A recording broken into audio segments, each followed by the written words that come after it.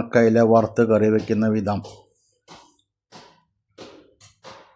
വഴുതനങ്ങ, ഇഞ്ചി, സബോള വഴറ്റുക. ഒരു പാത്രത്തിൽ ഇരുമ്പാമ്പുളി മുറുക്കി വയ്ക്കുക.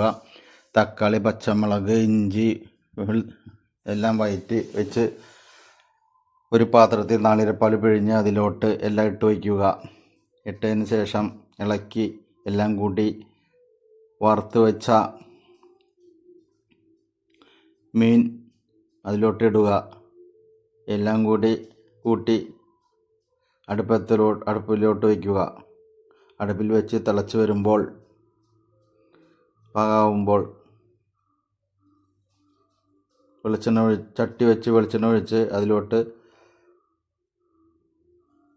ഉള്ളി അരിഞ്ഞ് വെച്ചിട്ട് മരിച്ചെടുത്ത് വേപ്പിലിട്ട് വേവിച്ച് വെച്ച കറിയിലോട്ട് താളിച്ചൊഴിക്കുക. Super അയിലക്കറി ready. നാടൻ രീതിയിൽ വിറകടുപ്പിൽ വെച്ച് കത്തിച്ച് ഉണ്ടാക്കിയ നാടൻ മീൻ കറി, ഉണക്കമീൻ കറി.